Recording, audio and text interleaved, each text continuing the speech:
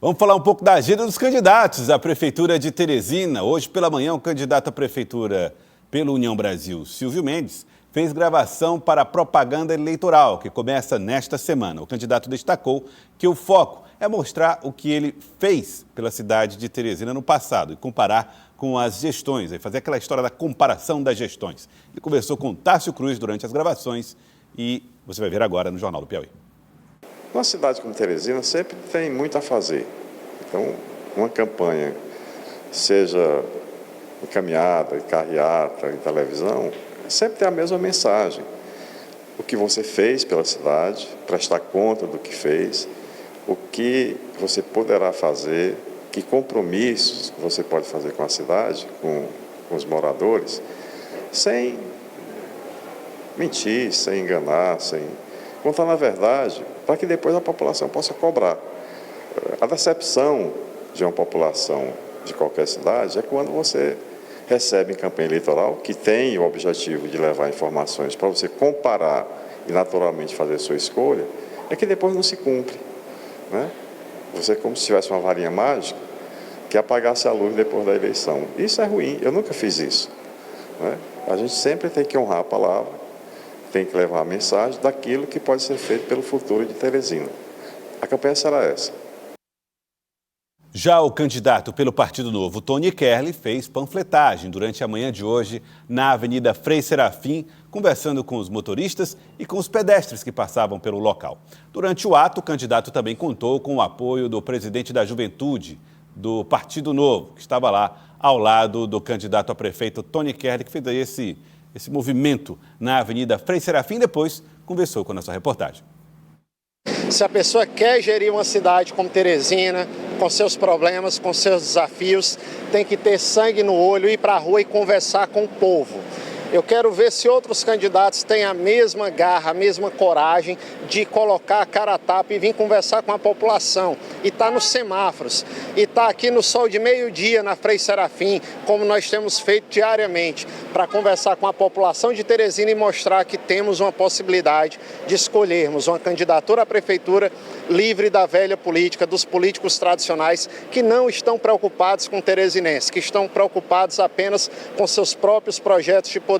O nosso projeto busca ter uma melhor educação para a cidade de Teresina, uma melhor saúde, uma melhor segurança, um melhor saneamento, ônibus pela cidade. E o Partido Novo tem vindo dar esse apoio em nível nacional para nós. Estamos aqui com o presidente do Partido Novo Jovem, da Juventude Novo, Matheus, em que todos eles têm buscado, de sua forma, contribuir para esse projeto de transformação de Teresina. O candidato Santiago Belisário, do UP, cumpriu uma agenda na manhã de hoje no centro da cidade de Teresina, conversando com a população e apresentando as suas propostas. O UP está participando pela primeira vez, das eleições para a cidade de Teresina.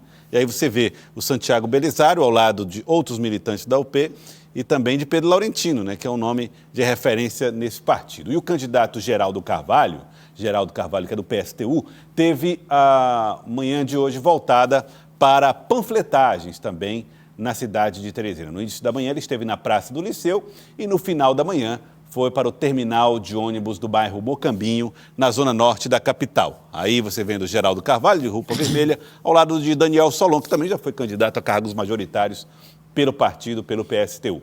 Já a candidata Lourdes Mello passou a manhã visitando sindicatos e mostrando as suas propostas em ambientes sindicais. Lourdes Mello é candidata à Prefeitura de Teresina pelo PCO, pelo Partido da Causa Operária, e fez aí o encontro com lideranças do movimento sindical na manhã de hoje.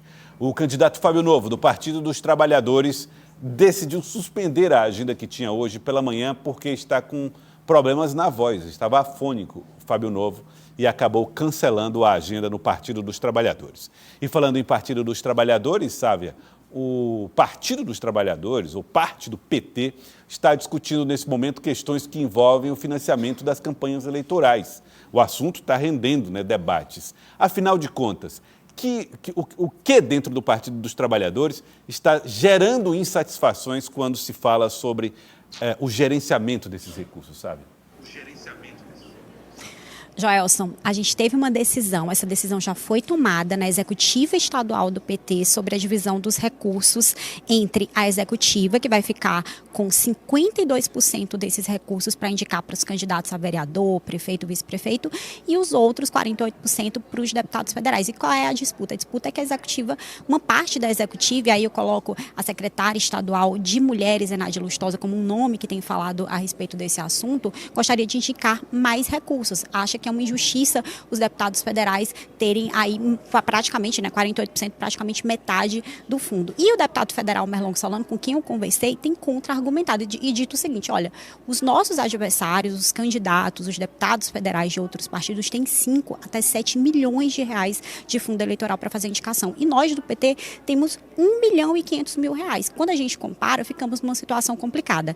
Agora, essa decisão já foi tomada. Tem uma próxima decisão, e essa ainda não foi tomada, é a que vai ser decidida na próxima reunião da executiva, é sobre os candidatos a prefeito no interior que são do PT, não votam em candidatos a federal do PT, se eles vão ter direito aos recursos do fundo eleitoral ou não. A gente vai ver aí uma guerra muito grande, porque você pode ser candidato a prefeito pelo PT, mas ter o seu federal, por exemplo, do MDB, do PSD, de outras siglas aliadas também da base, mas que não são do PT. Então, é uma disputa de recursos que passa, principalmente, como a gente está observando, por 26, porque são esses prefeitos, esses vereadores que vão votar nos federais do PT ou não, em alguns casos, para a futura eleição. Sabe, só para a gente entender essa questão, ela é bem complicada. Eu vi, inclusive, que teve um manifesto que foi assinado por Zenaide Lustosa, uma integrante do Partido dos Trabalhadores Históricos, que ela fazia lá uma avaliação proporcional, 52 a 48. É mais ou menos essa proporção aí da divisão dos valores, é isso? É essa a divisão dos valores, que já está decidido, mas que ainda é alvo de muitas queixas internas, por uma visão de que há uma injustiça a respeito dos candidatos que teriam mais chances. A gente sabe que numa campanha tem o voto livre, tem o voto de opinião, mas tem o voto também de estrutura. Então, quanto mais recursos você tem, mais chance, historicamente, você tem de conseguir espalhar a sua mensagem para os eleitores. Então, a Zenaide, que vocaliza uma parte da insatisfação da executiva, ela termina externando isso. Olha, os candidatos apoiados pelos federais do PT, que já têm mandato, vão receber muito mais recursos em relação aos outros que perdem chance. Claro que, respeitada a questão de gênero e raça dentro do PT, tem essa cota lá e está sendo respeitado, mas as queixas elas continuam e vão se refletir agora nessa decisão sobre os candidatos do PT a prefeito, a vereador, que não tem aí o voto casado com os federais do PT. Se eles merecem, se eles podem receber recursos ou não, eu acho que a gente vai ter uma repercussão grande desse assunto. Estou achando que sim, viu, sabe? Eu sei que nenhuma divisão, que você vai falar em divisão, quem vai administrar o quê, desses recursos, sempre tem uma insatisfação. E eu acho que o modelo escolhido lá, talvez, o argumento de quem recebeu menos, Elivaldo, é porque isso aí dificilmente mudaria o status quo, Quem está no comando continuará no comando, essa é sempre a questão.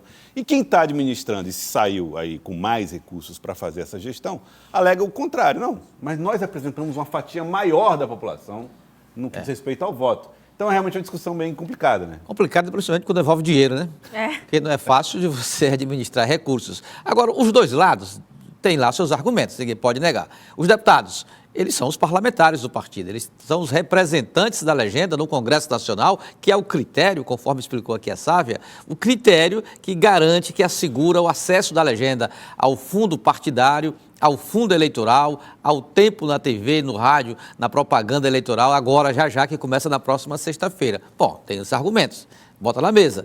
Mas também o partido também tem os argumentos, a base do partido também, porque os deputados não chegaram lá só pelo currículo deles, não. Chegaram lá porque precisaram da legenda, precisaram da sigla. E olha que teve alguns que tiveram até dificuldade em conquistar o lugar na sigla. E tiveram, então, o mérito também é da sigla, é da base, tem sim um motivo para essa queixa.